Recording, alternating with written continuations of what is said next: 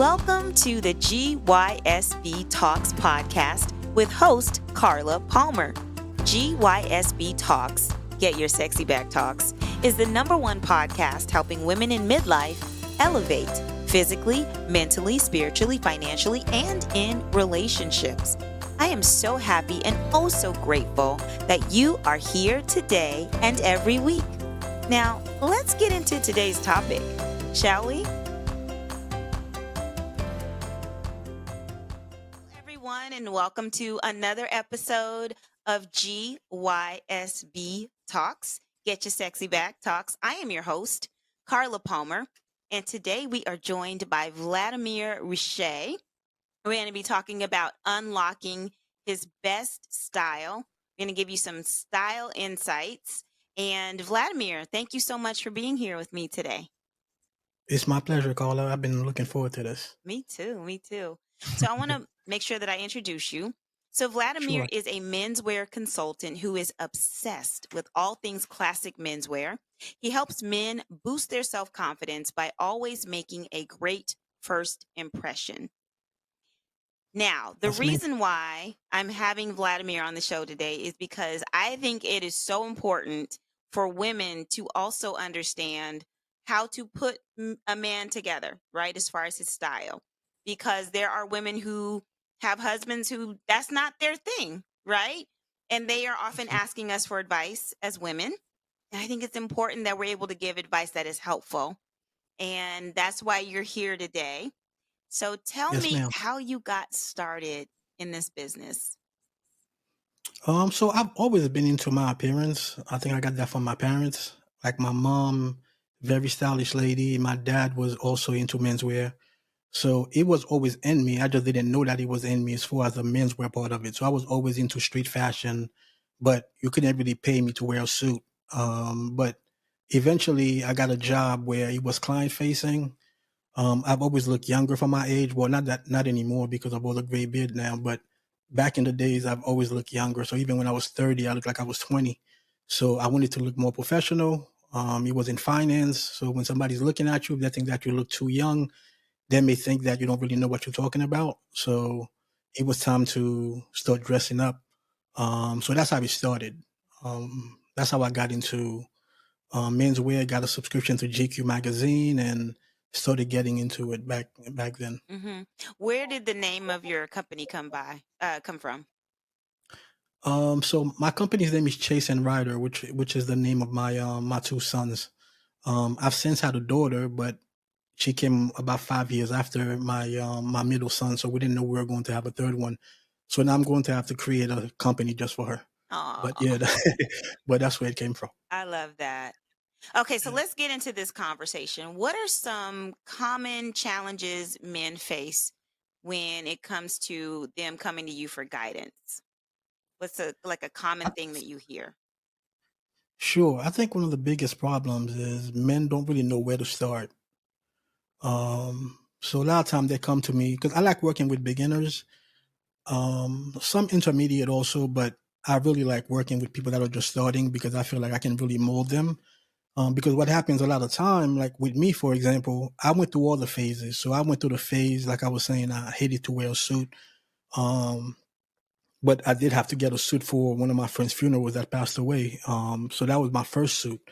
It fit me really big. And because I wanted my suits to fit me the same way that my street clothes fit me, you know? And then when I was 30 years old and got a job that was client facing, like I was saying, and started to get into menswear, reading GQ magazine, I started wearing all my suits too tight because I thought that that was the way to do it. That way you don't really get confused with the guys that don't like to wear a suit. That way their suit's too big. So when you're reading magazines like GQ, it tells you like the suits have to be fitted, which is not true. But you know, when you're first starting, you don't know that.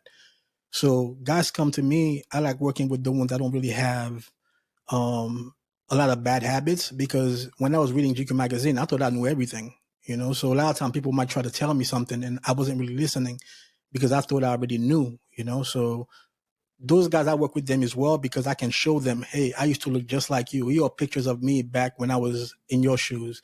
But I prefer to really work with the guys that don't really know where to start at all. So a lot of guys that come to me, they're in that stage. Mm-hmm, mm-hmm. So what's the first thing you guys get started with? And I'm asking this question because this could go either way. This could go for moms who have sons, Mhm. right? Like I have a Yep. son who's 23 and I don't feel confident that I could really help him with a suit. And Sure. or even business casual, right? Because Mhm. at this point he's kind of got his own style, right? And then you have Yes. women Yes. who might be trying to help their brothers or their significant others. So what's Mhm. like the first thing you start to talk to them about? So the first thing that we want to talk about is fit, because a lot of time guys get ahead of fit, which is the wrong way to go about it because the fit is the most important part.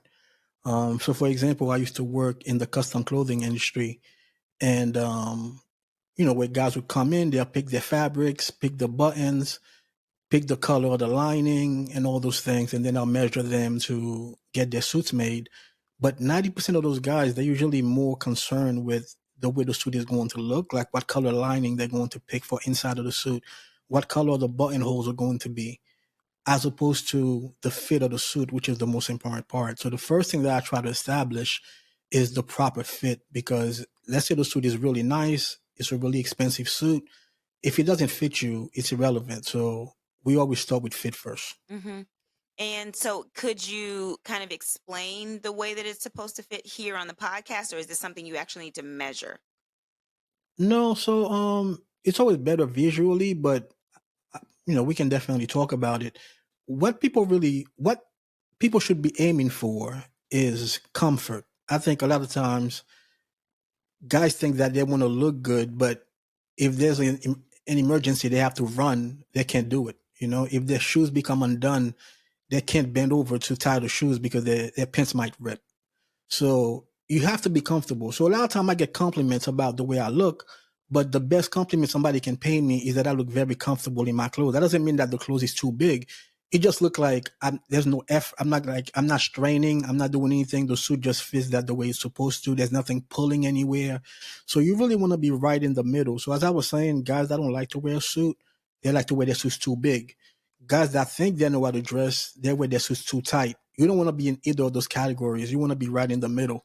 And that's where a lot of guys get it wrong. So that's why I like to start there and explaining, look, you don't want anything pulling or you don't want anything that's too baggy. And we try to find a middle ground. Hmm. Hmm. So can you know what? I have a pet peeve. I'm just going to insert it right here, and I'm sure you will agree. Mhm. Yes. The X on the flap.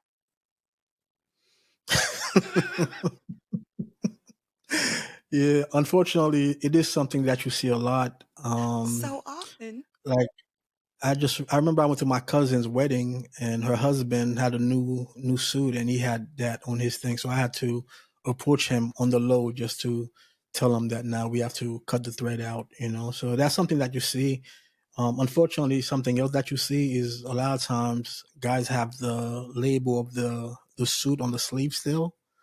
Um, which is, sometimes you see kids with that, which, they're kids, they don't know any better. And unfortunately, their parents may not know it any better or their parents might have missed it. But I've seen grown men with that, especially if it's a name brand suit. Hmm. So in a way, it's like they're flaunting the name brand of the suit. But when it comes to tailored clothing, the name brand is not really what people are into. Hmm. I mean, of course, the name brand is important if they have a history of making good quality product, but excuse me, but you don't really see the name brand when you see a suit. You're not supposed to. Hmm. So, Hmm. Okay, so let's yeah. talk about getting a suit, right? So let's Hmm. say I don't have a ton of money. I'm Hmm. married. I want my husband to look nice. We're going to a wedding. We need to get a Yep. suit for this wedding. Sure. Where do we start? Hmm. Budget wise, I mean, I don't know how much suits cost. So let's just say for the entire suit, I have about 400 or 500 bucks. Hmm. Um, and I don't know where to start. So how do we go about this? In what color? Like, I just don't know anything. Sure. Sure. So those are all good questions. Number one, suits vary depending on the person's budget, but you do want to have a good base. So you don't want to, like, you might go to the mall and see they have like a sale, 3 suits for $200. You want to steer clear of those, because those are not going to work out for you because there are certain things in the suit that you can't change. if a suit is too big or it's a little bit too tight, you can take it to a tailor that can fix certain things. But there are certain aesthetics about a suit that's just the way that the suit was constructed. There's nothing you can do about the way that the suit looks. So you kind of want to steer clear of those type of suits. A company that I would recommend is a company called Suit Supply. Suit Supply has a lot of stores in America, so you can walk in most major cities. They should have a Suit Supply. It's a company from the Netherlands, and they're really, really big. And they have suits starting. I haven't checked in a little while, but around like $300-400 for a good quality suit. Is it the best suit at for $300-400? No, but it's very presentable. And then one thing that I always stress to guys, the most important part of getting a suit off the rack is to have a tailor. The tailor is going to be the person that's going to make sure that the suit fits you, because those suits off the rack, they're one size fits all, so they're not going to fit you right then and there when you first buy it, but you have to get it altered for it to fit you the way that it's supposed to. That way, if it fits you right, nobody will be able to tell this is a $300 or $400 suit. Hmm. They'll look at it like it's $1,000 suit because it fits you right, you know. So that's why a tailor is very essential Mm-hmm. for you to have. Now, as far as the color of the suit, that's an excellent question. One misconception is that you need a black suit. Hmm. My first suit was a black suit because, it was a funeral. I went to Macy's. I didn't know anything about suits at all. And not only did the salesman sell me a suit that was way too big, because he told me you want to buy a suit that's going to last you the rest of your life. That's the worst advice of all time, because you should be getting a suit that fits you now, not a suit that's going to fit you the rest of your life. Nobody knows what you're going to look like. Yeah, there's a chance that you may gain weight, but what if you lose weight, or what if your weight stays the same? So that doesn't really make any sense. But he sold me a black suit, but nobody really needs a black suit. So what I recommend a navy suit, or I recommend a charcoal gray suit, or you can even do like a medium gray suit. Now, the reason why I say navy and charcoal gray is because those two colors are dark. So let's say you are going to a funeral, you can easily wear the navy, you can easily wear the charcoal. Nobody's going to say why you're not wearing a black suit. You see what I'm saying? So, and that's not to say that if you like black suits, you shouldn't get one, but black suits aren't versatile. So let's say you're just starting out, I would not recommend a black suit. I wouldn't recommend a black suit until you get to probably suit number 10, and you want to make that a black suit. That's cool. But there are so many better colors, like so many different variations of grays between charcoal, medium, light, and there are also variations between the colors. So there's something might not be like the lightest, but it's between medium and light. And also then you start introducing patterns, like do you want chalk stripes? Do you want window pane? Do you want like a Glen plaid? So there are so many things that I would recommend first before somebody actually gets to a black suit, because a black suit, that color is so serious that it's not versatile at all.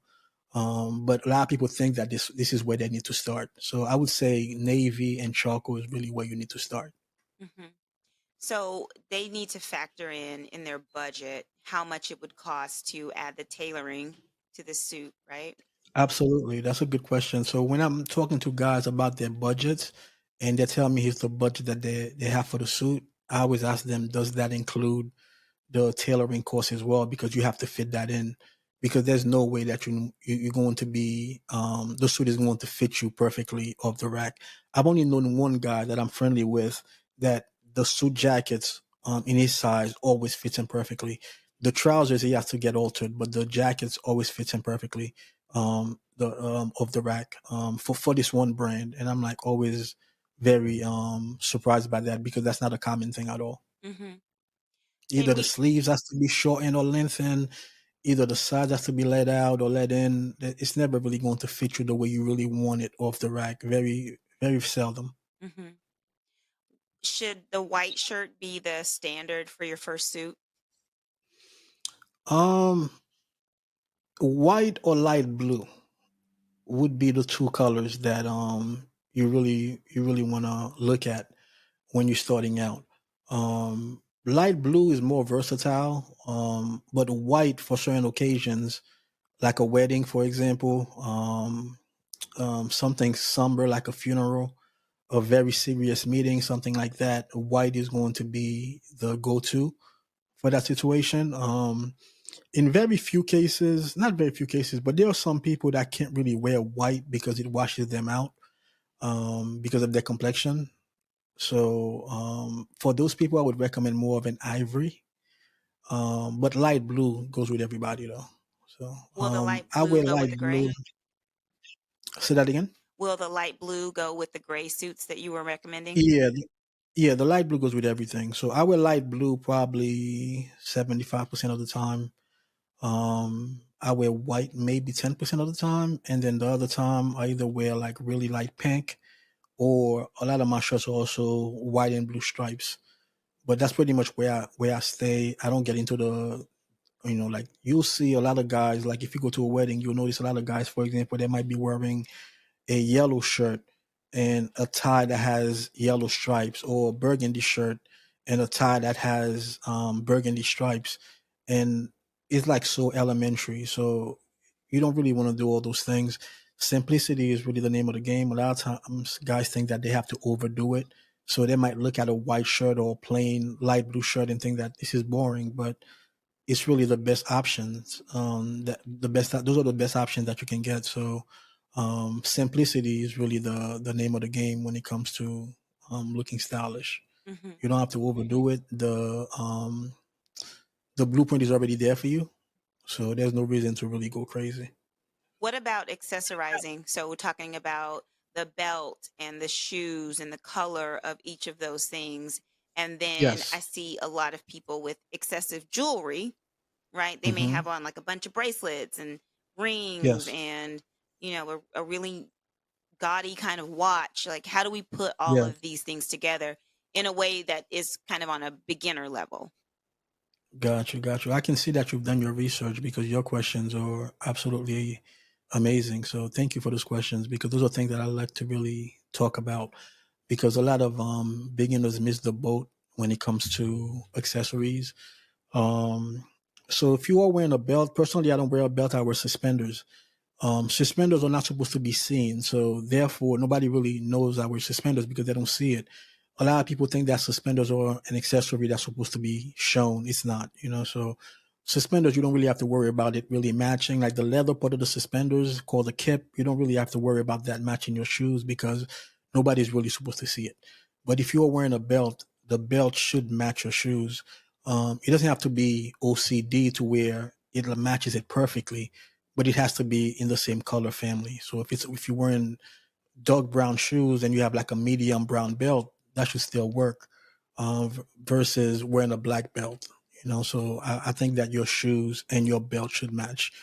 Um, like I said, I don't wear a belt myself, but one accessory that I do wear is a watch. And personally, I'm OCD about my watch straps matching my shoes. So I actually have my own watch strap company, shameless plug, that's made for guys that are really into shoes, because I'm really, really into shoes. And I realized that my watch straps weren't living up to my shoes. So I wanted to stop that. And so I created a watch strap company that has like all the colors of like all my shoes that I have. But yes, you're absolutely right. When it comes to watches, a lot of guys really overdo it with the size of the watch. I think that guys think that the watch is supposed to be in your face. The thing about it is the watch is supposed to be covered when your arms are by your side. So you want the watch to be slim. The thing is the watch is going as you're talking to people, you're moving around, you're grabbing things, people will see the watch, you know what I'm saying? So you don't have to worry about the watch announcing itself just by you standing there. You see what I'm saying? So you want the watch to be able to fit nicely underneath the shirt's cuff. If the shirt's cuff is getting stuck behind the watch when your arms are by your side, then the watch is too big. So if people are into watches and they're familiar with size of the face of the watch, 34 to 38 millimeters is really where you want to be. But there's a caveat because that also depends on the size of your wrist. If you have really like a large wrist, the average wrist size, I believe, is 7 inches. Mine is 6.5. Most of my watches are around 36 millimeters. I have like one or two that are 38 millimeters. But if you are at the average wrist size, I'd say 38, maybe 39 at the most. Once you start getting into the 40s, then those are starting to be a little bit too big for tailored clothing. So those are like more sports watches. But yeah, you want the watch to be under 40. Once again, depending on your wrist size, if you have an 8-inch wrist size, then the 40 might work for you and still look nice and proportional. But if you're regular wrist size, you want to stay under 40. Mm-hmm. As far as people that wear a lot of bracelets, there's definitely room for individuality there. You don't want to overdo it, but at the same time, there's still room for you to play around with. I used to wear a bracelet on the same wrist that I wear my watch. I don't wear the bracelet anymore now, but there's nothing wrong with that. Actually, I just released a podcast. My last podcast that came out on Tuesday. Was called Mastering the Art of Accessories or something like that. But in that episode, I went over 18 accessories that every man should have. It's funny because men don't have as many accessories as women, but somehow I was able to come up with 18 of them. So it's definitely worth checking out. Uh, Two questions. That was great, by Hmm. the way. Two Thank questions. you. One about the suspenders. You said they are not to be seen, but sometimes we get in Hmm. environments where it gets a little warm and we have to take our Hmm. jackets off. Is it Yes, okay then for them to be seen? Is that that, or is just a that no? is another great. That's another great question. So there are certain parts of the world where people like look at suspenders like their underwear. Some people that are really really into menswear, they don't think that your suspenders should ever be seen. I don't get that deep into it. So sometimes my shirts will come off. I mean, sometimes my jacket will come off and you'll catch a glimpse of my suspenders. I try not to do it too often. Like, for example, if I'm driving, I'm not wearing my jacket. So if I'm running into the gas station real quick to just pay to get gas, I'll run in without my jacket. But if I have to go there to like stand online to like get coffee or whatever it is, then I start getting real uncomfortable that people are looking at me because I'm wearing suspenders, because suspenders are different. You don't really see a lot of guys wearing them. So a lot of time they bring a lot of attention. People start asking questions. Oh, you wear suspenders? Where to me, it's not a big deal. It's just holding my pants up. But it start bringing too much attention into to itself, which I'm not really into. Mm-hmm. So yeah, if it's really hot, you can definitely take off your jacket. But I try not to overdo it because once again, it brings too much attention to itself. Mm-hmm. That's great. I want to go into a little bit of conversation about the pocket square and Hmm. the ties. How do Yeah. we So incorporate one or both of those things into a beginner's styling process? yeah, that's another good question. You will notice that a lot of beginners don't wear pocket squares at all. I remember vividly when somebody actually brought it up to my attention, because there are certain things when nobody really brings it up to you, you don't really think about it. Even though you might see other guys with it, but until you actually have a conversation about it, it doesn't really cross your mind. So I remember one of my friends telling me, you can get like a white pocket square and put something in that in your pocket. You know what I mean? So if you look at all my pictures from when I started getting into menswear, you would notice that all I wore were white pocket squares, because the white pocket square is the easiest thing to wear because you don't have to worry about um the pocket square not matching your suit jacket, because you're not really going to be wearing a white suit, because it would get lost in your jacket at that point. So that's what happens if somebody's wearing, let's say, a navy suit and they have a navy pocket square. You're not going to see the pocket square from a distance because it's going to get lost in the suit. So when you're wearing a white pocket square, you don't really have to worry about that. And also, pairing your pocket square with your tie is one of the things that can really destroy somebody's look, because if you walk into a store a lot of time, you'll notice that the store sells the pocket square and the tie As a set. as a set. Yeah, so that's your first clue to leave that store. You see what I'm saying? You- the last thing you want is for your pocket square and your tie to be cut from the same fabric. So that's as elementary as you get when it comes to that. And so a white pocket square is probably the safest option. So this is where I usually start with guys that are just getting into it, because it's a foolproof way of still looking stylish without worrying that you are going to be doing some kind of faux pas or something like that, you know. But personally, I don't wear white pocket squares too many times anymore, unless I'm going to a wedding or something like that, because you don't want. I'm very big when it comes to weddings, because it's not your day. A lot of people, I get it, because they don't really get a chance to wear a suit that often. So therefore, if they have a wedding coming up, that's the opportunity to really show out. You see what I'm saying? So, and they go crazy. And I've been there myself. By the way, all those things that I'm telling you, those are all things that I've done. You know, like just recently, I was looking at a picture of myself. I went to somebody's wedding and I was wearing a linen chalk stripe suit. Like this is crazy, you know. But I've done it. So, when I go, like I'm very big on weddings because it's not your day. You dare to celebrate somebody else, not yourself. But a lot of guys don't get that because once again, that's the only opportunity to really put on a suit. Mm-hmm. So in a way, it's understandable, but I try to drill that into guys' heads. Like this is not your day. You have to go there looking, not really trying to stand out. But like with me, like when I go to weddings, I still stand out even when I'm not trying to stand out because once again, you're talking about the fit. You're talking about wearing nice black shoes that are shined. Most guys are not doing that and those type of things. So I stand out anyway, even when I'm trying not to stand out. But yes, that those are the only time that I wear white pocket square because I'm not trying to really overdo it. But I like really colorful pocket square that has graphics on them. It could be flowers, it could be a character, it could be things like that. And then you want to pair that with your tie. So the way that you go about doing that, I did make a YouTube video about that. So if you want, I can send you the link. You can include it in the description. But you want to take like a minor color from the tie and then pair it with a major color in the pocket square or vice versa, you know? So if like, for example, today I'm wearing a brown tie, it has like orange and blue accents on it. And then my pocket square is a pink pocket square, but it has a brown border and it also has some blue in it as well. So those are the things that you want to do when you're pairing your pocket square to your tie. You don't want to match it. You just want them to complement each other, which is where a lot of guys go wrong. Mm-hmm. What's the point of the pocket square? Is it strictly just for fashion? Yeah, so the pocket of the jacket is there for a reason. So it's just something to accessorize your look. Now I know some guys they'll wear a pocket square like the one that I have, and they also wear like a handkerchief in the inside pocket. Like let's say they go to a funeral and somebody's crying, they can give it to them to wipe their eyes, or if they're crying themselves, they can use it. But yes, but the pocket square, the one that I'm talking about, those are just strictly for looks. Just an accessory that we have. Yeah. My experience back in the day as a church girl with the pocket square is all the sneezing and all the things that the pastor was doing Yes. and putting it back in his pocket. Yeah, that's like you need something else for that. So that shouldn't be the same thing that you put in your breast pocket.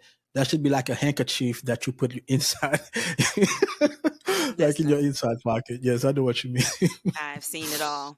Yes, Okay, ma'am. so the tie, how do you pick Hmm. out, let's just say I want to have a couple of ties that I can use to wear with my suit, right? Just to Hmm. change it up because I don't have a lot of money, Yes, right? And I'm just a beginner, so I absolutely. want to get some good looks out of this suit. One of the favorite ties that I like to recommend is a black grenadine tie. So, grenadine is a silk fabric, but it's kind of a grainy fabric. Um, So what I love about a black grenadine tie, because sometimes when I mention a black grenadine, I'll get pushback with people saying they prefer a navy grenadine, which I have a navy grenadine as well. But the reason why I like the black is because once again, I don't like black suits, so I don't own a black suit, and I don't like the monochrome look. So if I'm wearing a navy suit, which is one of the suits that I highly recommend for somebody to start with, I don't think that a navy tie should be worn with a navy suit. Like it could work, but I don't like the monochrome look. So I think that the black will look really, really nice with the charcoal, and it also look really, really nice with the navy. So that's why I recommend the black as opposed to, let's say, the navy tie. So if somebody can get one tie, I would start with a black tie because it's going to go with pretty much everything that you have. Hmm. Hmm. That's good Yep. advice. And as far as Yes. the shoes can get really expensive. Yes. Like say for example, I was getting my son ready to go to an event with me. I'm a director of development. I have galas and Hmm. those kinds of things. And let's Sure. say that I want to get him together to attend one of my events. Where could I get like a quality shoe that looks good? Is it a slip on? Does it tie? Where would I start with that? So when you're talking about shoes, there are a few different styles. But the most business shoe is an Oxford, which is a lace up. Now, just because it has laces doesn't mean it's an Oxford. Without being able to show it, you can have an Oxford and you can also have a Derby. Derbies are also lace ups, but the difference is you can kind of see underneath the laces with a Derby versus with an Oxford, it's closed. Like you can't really see when you put the laces through, you can't see underneath. So that's the difference. So that makes the Oxford a lot more dressier than a Derby. A Derby is more something that you wear if you dress business casual. You can still wear a derby with a suit depending on the style of the derby because a lot of time people won't even notice. They'll just see that you're wearing lace ups, but there is a difference. So I would highly recommend if somebody was just starting out and they want to have an outfit that they can go to when the opportunity presents itself to start with a black capital Oxford. That's what I would recommend, which is a plain Oxford. If you look at shoes, sometimes they'll have broguing, which is like the holes that runs like along the shoe. The more broguing that a shoe has, the more casual the shoe becomes. So you want it to be as plain as possible for it to be as dressy as possible. If you just want something that you can wear to occasions like a gala, wedding, things like that. So I would say black is where you want to start with that. And then the second one could be like a dark brown. Maybe just the toe cap can have some holes and that's it. You don't have holes in the rest of the shoe. That way it's still dressy, but a little bit less formal than your black shoe. But still very dressy at the same time because it's dark brown, because the colors play a major part in also how casual and dressy shoes are. But black and dark brown are going to be your dressiest options. Mhm. What about women who are in relationships, whether it's a husband or somebody that they're dating, and they Hmm. don't particularly like that person's style, right? And let's say it's a person who really is confident about the way that they're Hmm. showing up. How do you Hmm. have that conversation? And do you have that conversation? Um, yeah, I think that conversation should be had, but it really depends on the person that you are with on how they're going to take it. One thing about us, we have egos. I've been there. I have an ego, I'm sure. My wife will tell you that. And it's funny with my wife because it's like now sometimes she still thinks, even though I've been dressing the way that I am since probably 2015 when I've really found my footing in the way that I look. But she still thinks that eventually I'm gonna change again because I've been through so many different phases. Because I'm sure somebody probably tried to tell me before when I was wearing my clothes too tight, like, "Yo, bro, this is too tight," and I probably didn't listen. So it depends on the person because people are going to take it different ways. So, but also at the same time, some guys are willing to learn and they're willing to please their significant other. So one thing that I've noticed, a lot of guys that dress okay compared to the ones that don't know how to dress at all or dress by their women. So it is very possible for that to happen. I do have women that, ask me a lot of questions a lot of times just so they can pass that information along to their significant other because the guys are usually not going to ask. So the women have to ask. So yeah, that conversation should be had. I see too many times that the women look really nice and the men don't. Like if you look at most wedding pictures, even though it's not quite fair in a way because with weddings, the women are wearing a wedding dress, so it's not like something they really have to put together. It's like already a dress, it's one piece versus the guys kind of have to like think a little bit more about, like the bow tie or the tie, the tuxedo or suit. There's a lot more to think about. Yeah, so a wedding is mostly the bride's day, but a lot of grooms look at it like it's not their day or something because the way they're dressed doesn't really reflect that is their day, And I see that way too often. So I do think that it should be talked about coming from the woman because maybe the guy's not even really thinking about it. They have so much going on sometimes they're not really thinking about that. But I've seen it way too often. Even not using a wedding as an example, just regular, well, even like a wedding guest. If you look at the wedding guests, 9 out of 10 times the women are definitely a lot more put together than the guy. So yes, it should be talked about. How you approach it, I'd say depends on the person's personality, whether or not they're open minded and willing to take it, or whether you're the one that has to do the research and start to introduce things little by little. One thing that guys get a lot as gifts, whether it's their birthday or Father's Day or Christmas or ties, and usually it's a really ugly tie. But ties, ties, is probably like your tie is probably one of the most important things that can really set you apart.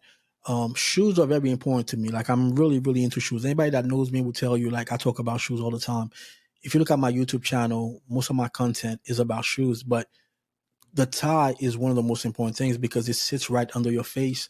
So you can't really hide the tie. The tie is right there, you know, and if it's a poor quality tie, if it's an ugly tie, you can't hide it.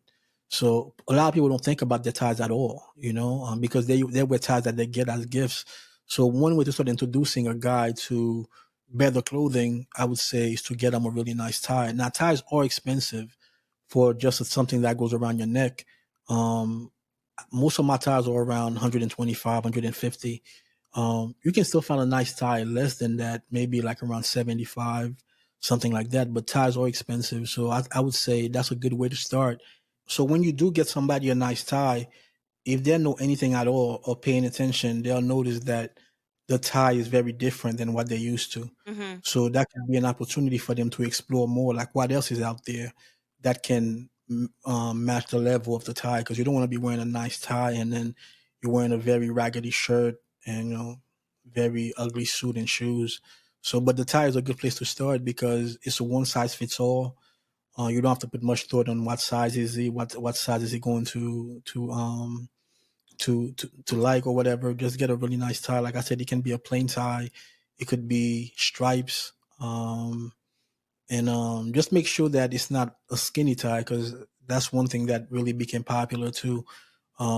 Like in the around like 2008, 9, 10, like since Mm-hmm. that time, if you've reading GQ magazine from that time, even to this day, they push a lot of skinny ties.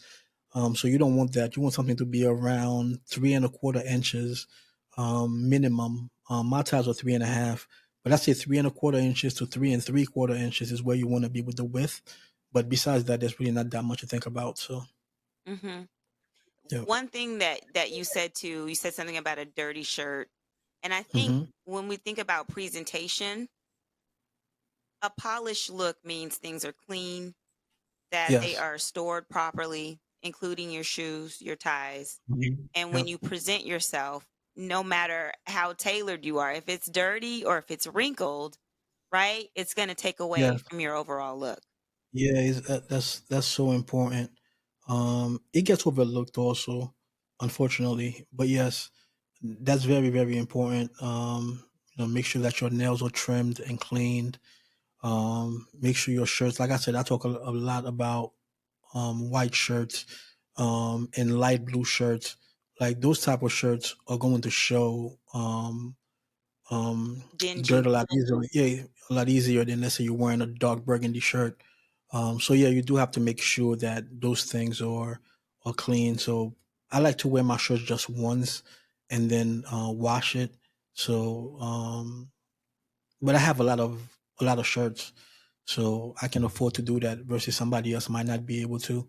But people have to learn how to wash their shirts on their own also. That way you also A, you're saving money, and B, you can control exactly how the shirt is being washed because a dry cleaner could be putting a lot of starch in it and those are all things that's going to ruin the shirt and not make it last as long as it's supposed to. Mhm, mhm. And everybody, like you said, they can't afford a dry cleaning bill. So, Yes, exactly. learning how to wash your shirt and learning how to press your shirt properly, Yes. which is another thing I don't know how to do. If a Yes. man asked me to iron his shirt for him, he would be in serious trouble because Yeah, that's just it's not something that I know how to do, and it's nothing that I learned growing up. yeah, So, absolutely, absolutely. I mean, the good news is there are a lot of videos about them online. It's not it doesn't take that long. You just got to make sure that the shirt is a little damp. That way, it's going to be easier to actually iron it. Um, but yeah, there are a ton of videos about those things online that you'll be able to find, or he'll be able to find, you know. Mhm, mhm. Yeah. Now, since we're talking about shirts, I don't want to forget this. As I was saying, your tie is probably one of the most important things because it sits right under your face, and you want people to be looking at your face when they're speaking to you. A lot of times, guys make the mistake. Like, for example, my biggest pet peeve, I have a lot of them, but my biggest one is when guys wear light brown shoes with their dark suits. There's nothing I hate more because it's bringing so much attention to your feet, you know, because when you walk into a room and you're wearing a navy suit and you're wearing light brown shoes, it's like you're wearing two flashlights on your feet. That's all people are going to be looking at, you know, versus people should be looking at your face. A lot of guys don't get that at all. But yes, that's one of my biggest pet peeves. But to bring it back to the shirt, just like the tie sits right under your face, so is the shirt collar. So the shirt collar is extremely important in a shirt. So, like for example, there's a company called Charles Sturrett. They usually have a deal where it's three shirts for $99. But those shirts, I wouldn't recommend them because yeah, it's a good deal, but the collar of the shirt, what you want is in a collar of a shirt, very, very important. You want the point of the collar to be hidden under the jacket's lapel. So this is the lapel of the jacket. You don't want the tip of the collar to be seen. Really? So yeah, so the next time you watch TV, if you're watching, let's say, you know, like Sports Center or like CNN or whatever, you notice 9 out of 10 times you can see the point of the collar on the guys because it's not a detail that they're thinking about. But it makes such a huge difference when the tip of the collar doesn't show because it's such a cleaner look. What about the Guys, buttons on the collar? well, if the tip of the collar has button, that's more of a casual shirt, which is called a button down shirt or button down collar shirt. But even with those, you want the collar points to be really long because that's what's going to give the collar the roll. So when you're wearing a button down collar, you want the collar to have a really nice roll.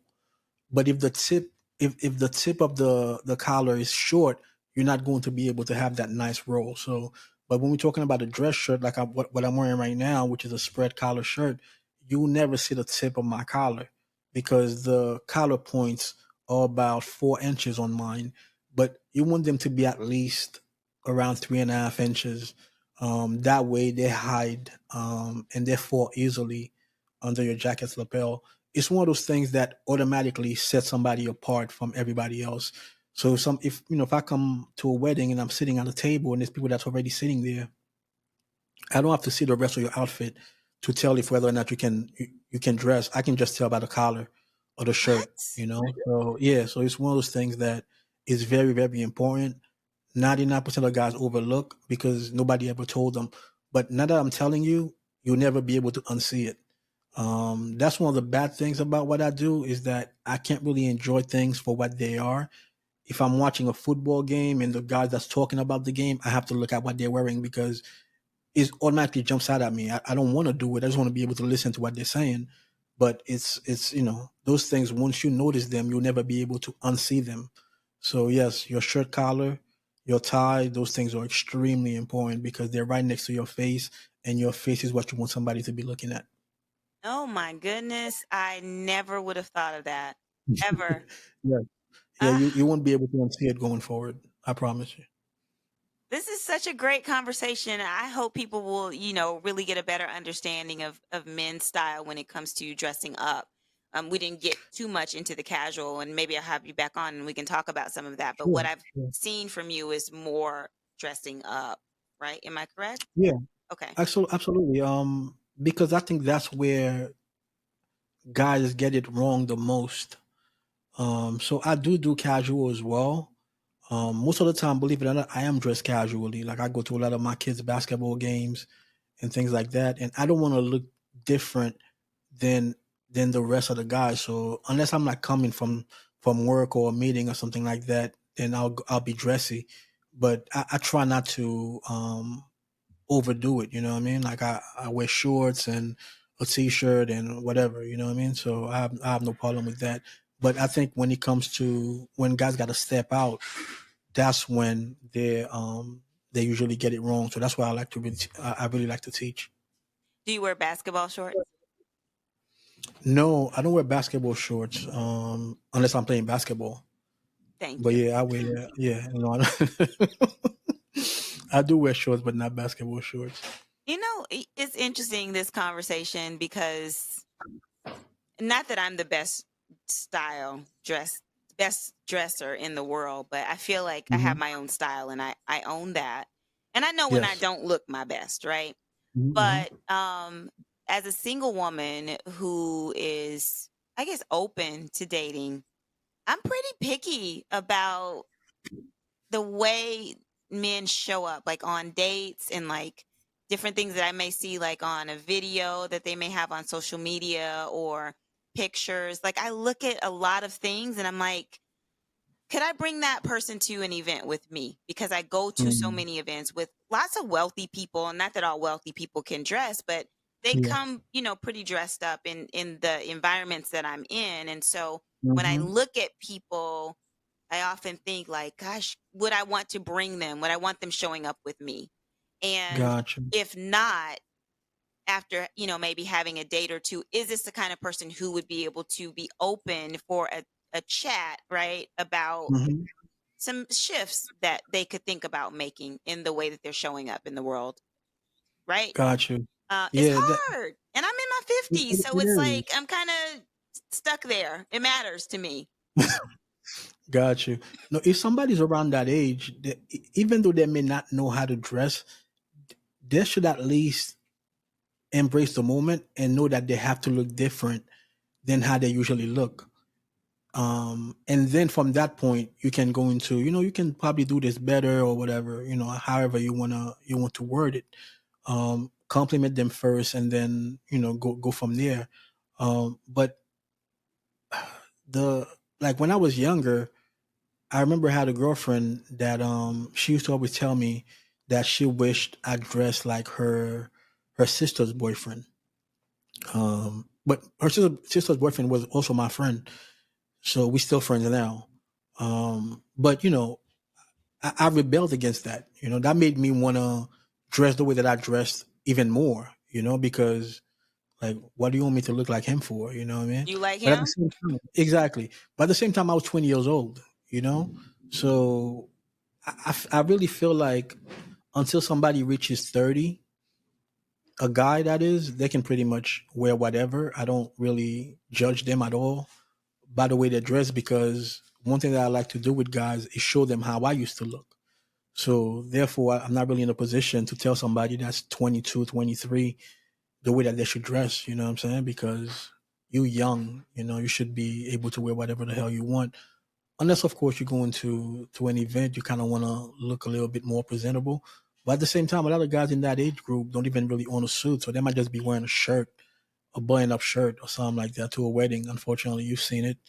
But yeah, like I don't really place too much judgment on that age. But when we're talking about us, me, I'm 47, so yes, if somebody is over 30, they should understand the moment and know that certain things has to be worn when they're going to certain events.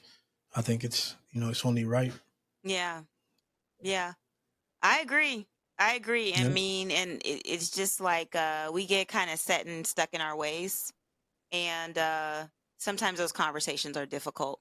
And you don't Yeah. ever want a man who you're interested in to think that you think that you're better than him, or that Yeah. he is not worth being in your circle or being invited to your little gala or whatever. Yeah. So there is definitely going to be an art to that communication style that you put out there when it comes to somebody's personal, that's their brand, right? Hmm. Their personal brand. This has Absolutely. been so great. Can we talk about your podcast so people know where to get more of you and why you called it what you Absolutely. called it, the name of your podcast? I can't wait for you to share it. Yeah, that's a good question. So yeah, so my podcast is called "I'm Not a Gentleman." It's so funny because within the past couple days, I've had two people tell me, "Why'd you call it that? Because you are such a gentleman." But it's not really that I'm saying I'm not a gentleman, even though that's what the title is. It's more like people think you're a gentleman just because of the way that you're dressed, which to me doesn't really make a ton of sense, because somebody can dress really well and still be a thug. So why do you think that because somebody dresses nice, automatically that makes them a gentleman. So that's what I want to bring people's attention to, where what the way that you dress don't make you a gentleman. The way that you dress means that you know how to dress. That's pretty much it. So this is why the podcast is called that. And also I want it to be something that stops the scroll. So if somebody's scrolling and they say I'm not a gentleman, but yet in my podcast cover, the illustration is a guy that dresses really well. So a lot of people are thinking, okay, those two things don't equate because he's saying he's not a gentleman, but he's dressed like a gentleman. Like, what is this about? So this is why the podcast is called. It's actually called "I'm Not a Gentleman," and then slash more style, less fashion is the sub name of the podcast, because originally that was going to be the name, more style, less fashion. And just to give a quick just to explain that a little bit, is what I teach is style. A lot of people think that what I teach is fashion, but it's not a style. Fashion is what GQ teaches, which is something that changes all the time, versus style is something that stays the same. So that's a huge misconception that what I do is fashion. It's not fashion, it's style. But unfortunately, like when I'm writing my show description and my show notes, I still have to include fashion in there because this is what people are searching for. But yes, what I do is style. So that's why the podcast is more style, less fashion. So yeah, so that's where people would find me. And also I do have a YouTube channel. It's just my name, Vladimir Riché. So just go to YouTube. I've been doing it since 2019. I have over 2 million views on there. And like I was saying before, over half of my videos are about shoes. So that's what people really know me for. Even though I talk about all of menswear, I feel like it's all important. But your shoes are your foundation, just like when you're building a house. So people should be starting with their shoes and then working their way up from there. Mhm. Awesome. Yeah. I have two questions that I ask every Hmm. guest. One Yeah. is, so the name of this podcast is GYSB Talks, right? Get your sexy back. When you first Hmm. heard the word sexy, whatever age you were, what did you think about that word and how over time has it evolved for you? It's funny because the first time I remember hearing that word, I grew up in Haiti, and I remember my mom was describing one of my cousins, her niece, and but the way that she used it was more um like my cousin was like skinny and like like I guess in shape, I guess if you want to call it that. So like when I first heard it, that was the first time like I heard it. I didn't really know what it meant because sex is not a word in in the country where I grew up. So but it's like now when I hear the word sexy, it could be a whole bunch of things. But mostly the way that somebody carries themselves, it really doesn't really have to do with how they look per se, but it's more of a mental thing and the vibe that they give off. That's how I look at it now. Mhm. What's one thing on your bucket list, if you have a list? What's one thing that you have to do before you leave this earth? Mm, that's an interesting question. One thing that I have to do before you leave this earth. Well, let me answer it this way. One thing that I regret not doing is like I never got to talk to my dad about menswear. And but my dad was always into menswear. But like I was saying, when I was growing up, I hated menswear. Like I used to rap, so menswear was never something that I wanted to do. I always looked at it like, I don't want to dress like that. So by the time I started getting into menswear, my dad had Alzheimer's. So even though he was alive, but he didn't really know what was going on, so I couldn't really have that conversation with him. You know what I'm saying? I remember him like tying my tie for me. You know what I mean? So like, and he was like so proud to do that back then because I didn't know how to do it. So by the time that I started to get into those things, we couldn't have that conversation, and eventually he passed away. So that's something that I really regret. Now that I have two sons, I do want to be able to, when they get to that age, that I'll be able to teach them certain things. So that's something that I'm really looking forward to. But like I was telling you before, I don't really push that on anybody that's really under 30. You know what I'm saying? Like, really feel like people should be able to wear whatever they want until they get to around 30 years old. As far as something that I really want to do, I do want to travel a lot more. So that's something that we haven't really done a whole bunch. My wife and I, we have three kids under 11. So it's like whenever we have to go somewhere, she always like, we have to bring them. Or if we don't bring them, she's always like, wondering what they're doing. Can we call somebody? We also have a dog that's very, like he needs to be taken out. So I'm looking forward to, you know, I don't know when, but to start traveling more and doing those things. That's definitely something that's on my bucket list. Never been to any country in Africa, so that's a continent I definitely wanna visit. I do have a lot of friends from Africa. Like when I look at my YouTube algorithm, a lot of my friends come from Africa. A lot of the comments I get are guys from Africa. So that's one place. Ton of different countries there I want to visit, starting with Nigeria and a bunch of different ones. Yeah, I'd love to go to West Africa myself. Yeah, Never been yeah, to that definitely. continent either. Yeah, I definitely know my something son beat me definitely there. I He want went to to visit. Oh, yeah, Morocco a couple months ago. I well, was that's like, what's how up. you gonna beat me to That's Africa? what's up. Yeah, I think that as Black people, that's something that we should always have on our bucket list. And unfortunately, when it comes to your bucket list, you don't really have like a save the date. You don't know when, things are going to come to an end. So it's something that sooner or later that we should be, I think that should be a goal for a lot of us or I most of agree. us. Yeah, Yeah. I agree. And wear your nice clothes. You never know when you might not get to wear that thing. Like when you buy something Exactly. new, wear it. You buy a new Yeah, suit, wear it. You buy new shoes, wear them. absolutely. Don't wait for a Yeah, special occasion. Like put it on. find somewhere to go. You know what I mean? Take your girl to a nice dinner or something. Find somewhere to go where you can wear your nice stuff. Because sometimes, yeah, I understand. You don't want to be overdressed all the time because, like I said, I don't like to do that myself. It is better to be overdressed than underdressed, though. But yeah, find places to go. I'm lucky though. I live in New York, so there's so much to get into where you can wear a suit and not feel out of place, if that's a thing. But yes, don't just wait for a wedding to be coming up to wear your suit. Find places to go, like you said, where you can wear your nice suits, man. Hmm. Definitely. This has been so great. Thank you so much for coming on. I appreciate Well, no, you. the pleasure is all mine. And actually, one thing I want to talk about before we leave. Um, One thing about the way that I think about menswear is like when I started my YouTube channel because I couldn't find somebody that looked and talked like me that also knew what they were talking about. So when I would do my research, go on YouTube, I couldn't find me on YouTube. Like I did find a couple black dudes, but their style and my style didn't vibe at all. So they were like more on the fashion end of it versus once again, I'm on the style end of it. So I was like, there needs to be someone like me on YouTube. And that's how I created my channel. So it's very important to me that what I do is for us. So I don't take it too serious. Um, One thing about me, I wear a beanie when it's fall and winter. A lot of guys hate on it. Like, why don't you wear a fedora or something like that? You know what I mean? And I'm like, because I don't want to, But for the most part, I wear a beanie because the kids that I want to influence, they wear a beanie. So therefore, when they see me on the train or something, it makes them wonder, okay, this guy's wearing a suit, but there's something different about him. Versus when I was their age and I would look at somebody in a suit, I never really saw somebody wearing a suit and they're wearing a beanie. That's why I never really saw myself in a suit. That was nothing I really wanted to do. So I do it for a reason. Not only I like beanies, I've always liked beanies way before I got into tailored clothing.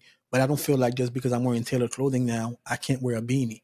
Now there is a limit. I'm not gonna wear a New York Giants beanie with my suit. My beanies are still 100% cashmere and then nice beanies, but at the same time, it's still a beanie. You see what I'm saying? So I want to influence us. So when I do what I do it for us. Menswear is a universal thing. So people like what I do from all over the world, not just Africa, all over Europe and all over. And I appreciate all the love that I get. But when I set out to do it, I really did it for us. And I'm still doing it for us every day. So that's why I know a lot of guys, they think that menswear is not approachable, it's too stuffy. What I do is not stuffy at all. So definitely, if a woman in your group, the Get Your Sexy Back clan wants to talk to their men about menswear, but they're not exactly sure where to start, I'd say my YouTube channel is probably a good place because I find a lot of guys relate to what it is that I do because it's not stuffy at all. Hmm. It's not the way that people usually think about what menswear is supposed to be. Hmm. Totally So agree. And yeah, hopefully they'll listen to this, and if something resonated with them, they can, share it with the men in their lives, right? yeah, Because you did share some absolutely. really great tips. Yes. By Where the can, way, oh, go ahead. I was going to ask, where can people find your YouTube and your podcast? Yeah, so that's what I was going to say. So one thing that I'm doing right now, actually, I just announced it yesterday. I'm doing a live cohort starting on October 2nd. And what that is it's a 4-day cohort where I will be teaching virtually live for so it's going to be 4 days. So October 2nd, October 4th, October 9th, and October 11th. And then somebody can just go.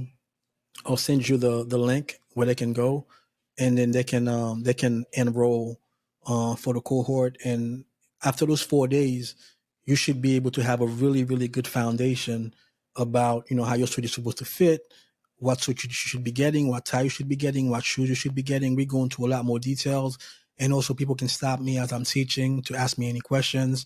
It's going to be like in a small group setting, so this is something that would have been invaluable to me when I started my menswear journey, because I started wearing suits, I want to say in 2006, 2005, 2006. I realized I was doing it wrong around 2012, 2013, but I didn't start doing it right until 2015, because it took me a couple years to undo all the bad habits that I had. And also, like I was saying, as men, we have egos. So I thought I knew it all, because by that time I was already working in the menswear industry, teaching other men how to dress. But I came to realize I didn't know what I was doing myself. So it took me 2 whole years after I realized I was doing it wrong to finally start doing it right. Mm-hmm. But between my YouTube channel, my podcast, but more specifically the cohort, those are things that's going to take you from A to Z without having to go through all the things that I went through trying to piece information together. Is this source a reliable source? Because that's the thing about the internet. Whatever it is that you're looking for, you will find it. So And if you want everybody's a somebody guru. to exactly, if you want somebody to agree with what you're doing, you'll find somebody that agrees with what you're doing, even if what you're doing is wrong. So I had to go through all that to finally get to a point where I was doing it right. So that's what this cohort is going to be about, where you don't have to go through all the things that I went through. You can learn everything over a 2-week period. And then, of course, there's refinement, and we can get deeper into it after that. But that's a really strong foundation for everybody that's looking to go from where they are right now to where they want to be. Mm-hmm. Awesome.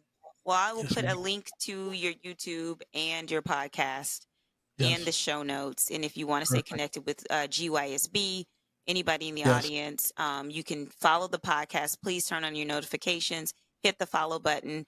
If anything on the podcast today or any of the episodes previously resonate with you, please share this out with people in your community so that we can grow the GYSB Talks community. Again, it's really great having you, Vladimir, and I look forward to staying connected. And until then, you have any other words? No, the Yes. pleasure was all mine. I was really looking forward to it, and I think that it went even better than what I was anticipating.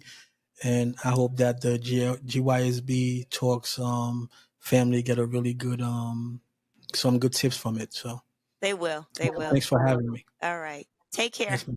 All right, bye. Bye bye. All content on this podcast and any linked blog, podcast, webinar, course, or video material is created and produced for informational purposes only. The content is not intended to be a substitute for professional medical advice and should not be relied on as health advice.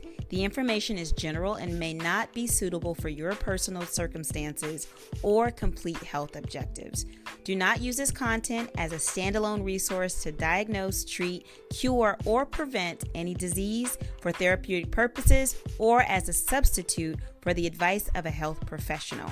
Never delay seeking advice or disregard the advice of a medical professional based on our content here on this podcast. If you have questions or concerns about your health or medical condition, please seek guidance from a medical professional.